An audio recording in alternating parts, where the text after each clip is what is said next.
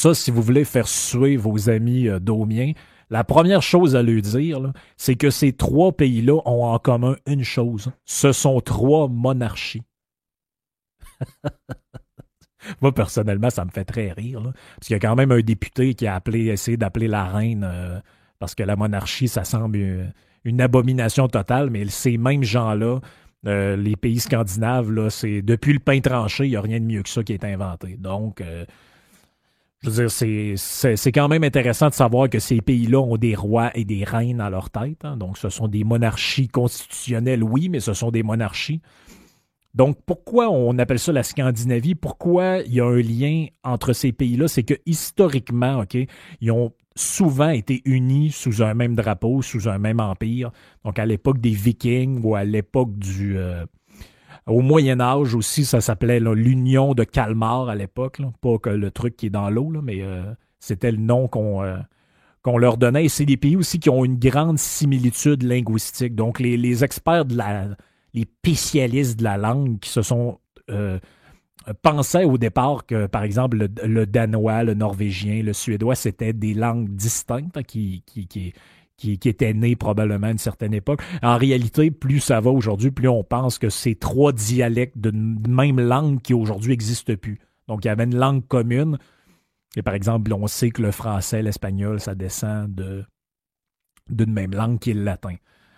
C'est un peu la même chose. Le latin est une langue morte, évidemment. Donc, il y aurait une langue commune qui aurait existé à ces trois pays-là. Donc, ils ont une culture, ils ont des origines ethniques similaires, linguistiques, etc.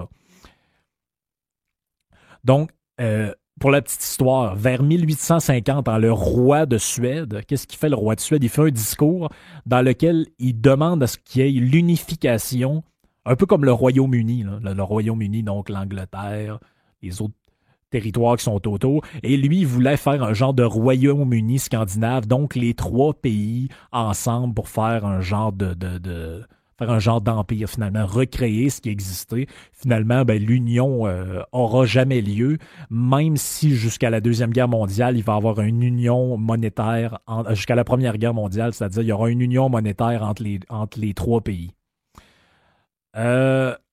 Parlons du Danemark un peu. Comment ça fonctionne, le Danemark? Il y a une chambre, un parlement. Il y a 179 membres à ce parlement-là. Donc, c'est un petit peu plus qu'ici où on est 125 au provincial. Ce sont des gouvernements de coalition. Donc, pourquoi? Parce qu'il y a un système proportionnel. On sait que ça fait leur affaire de parler de ça. Il y a un système proportionnel là-bas. Par contre, on commence à rentrer dans les choses intéressantes. De 2001 à 2011, ce sont les conservateurs qui sont au pouvoir au Danemark. C'est plate, hein? C'est ça. By the way, qu'est-ce qu'ils ont fait, ces conservateurs-là, en alliance avec le Parti populaire et les libéraux, avec lesquels ils faisaient un gouvernement de coalition? Ils ont soutenu les États-Unis dans la guerre en Irak. C'est plate, hein? Mais c'est ça. Qu'est-ce qu'ils ont fait aussi? Ils ont réduit l'impôt. Et ils ont fait une réduction des seuils d'immigration. Je ne suis pas en train de parler de l'Iran ou des États-Unis. Je suis en train de parler du Danemark. Paradis socialiste, apparemment. Donc, depuis 2011, il y a eu un petit changement. C'est Mme Schmidt, qui est du Parti démocrate, qui est comme l'espèce de... un genre de PQ, là, si vous voulez, un genre de parti libéral. C'est un parti un peu plus à gauche, mais c'est pas, je veux dire, c'est pas l'Union soviétique, là. Donc, le Danemark, c'est une des économies les plus performantes d'Europe. On se situe entre le 7e et le 8e rang.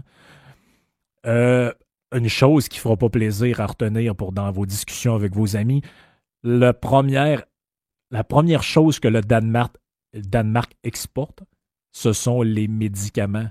L'industrie pharmaceutique au Danemark est la première source d'exportation. C'est 12% de tout ce qui est exporté sont les médicaments. L'énergie, est-ce que c'est un pays green, le Danemark? On va voir. 75% de l'énergie provient des combustibles fossiles. Ah, tiens donc. Savez-vous comment on produit de pétrole au Danemark? Le Danemark, c'est tout petit, là. On produit 142 000 tonnes de barils par jour. Oui, c'est vrai ce que les gens disent. Le pétrole est en baisse, mais pas nécessairement pour de l'énergie renouvelable. surtout pour le gaz naturel. On délaisse tranquillement le pétrole et on s'en va vers le gaz. Mais quand je dis tranquillement, c'est très tranquillement, là.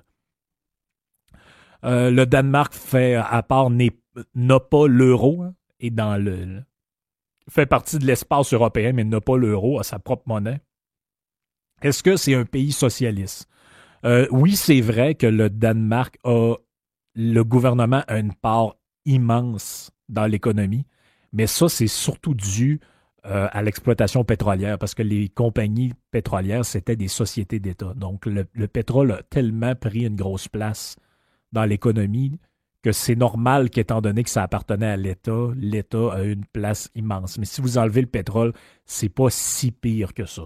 Mais soyons honnêtes, hein, 54,5% du PIB est lié là-bas à l'administration publique, là. C'est énorme. C'est énorme dans le monde, là, ou plutôt non, dans la zone euro. Il n'y a que la France et la Finlande qui sont pires qu'eux. Par contre, les experts disent que le Danemark a le marché du travail le plus libéral de toute la zone euro. Donc, qu'est-ce que ça veut dire? Ça veut dire qu'ils ont une énorme facilité à congédier les gens. Donc, c'est vraiment facile là-bas pour un employeur de se départir d'un employé. Il n'y a pas de normes ultra restrictives comme ça peut être le cas en France, notamment avec les contrats à durée indéterminée, ou encore ici. On dit que la majorité des emplois là-bas sont des emplois temporaires, hein, et ne sont pas des emplois permanents syndiqués. C'est assez peu réglementé. Et par exemple, pour ce qui est des mesures reliées à l'immigration, les réfugiés, tout ça, donc on dit que le droit d'asile des migrants là-bas n'est que temporaire, hein. Donc il y a une réduction des normes reliées à ça. Donc le Danemark, oui, est un pays avec un très gros gouvernement, une place importante de l'économie est gérée par le gouvernement, mais c'est un pays aussi qui est capitaliste, avec une économie capitaliste, hein, de marché, où le privé a une grande part et où la réglementation est beaucoup moins présente qu'elle peut l'être ici. Hey, fait intéressant, ça, vous allez vraiment mettre la merde dans l'histoire. Le Danemark, OK, là, la superficie de tout ça, c'est 40 du territoire, 42 924 km². Le Québec, savez-vous, c'est grand comment? 1 542 056 km². Donc, le Québec est 35,9 fois plus gros que le Danemark. Savez-vous, c'est quoi le réseau routier du Danemark? C'est à peine 2 fois moins que le Québec. Il y a à peine 2 fois moins de routes au Danemark pour 35 fois moins de territoire. Donc, le réseau routier, là, c'est 73 000 km avec des milliers de kilomètres d'autoroutes. Donc, le réseau autoroutier, là, polluant, qui crée de l'étalement urbain, tout ça, au Danemark, il est développé comme nulle part ailleurs. L'aéroport de Copenhague, hein, au Danemark, c'est 30 millions de passagers par année. C'est le 3e plus gros aéroport d'Europe. Ils sont très green, hein, le Danemark, c'est une image socialiste à suivre. Non, le 3e plus gros aéroport d'Europe. La santé, comment ça marche là-bas en terminant? C'est un système de santé mixte, hein, donc il y a du public, il y a du privé, mais c'est surtout, comparément à nous, c'est un système décentralisé. Ça veut dire quoi? Ça veut dire que eux, contrairement à ce que nous on fait, c'est-à-dire de tout centraliser vers le ministère de la Santé, c'est géré là-bas par les villes et par les régions.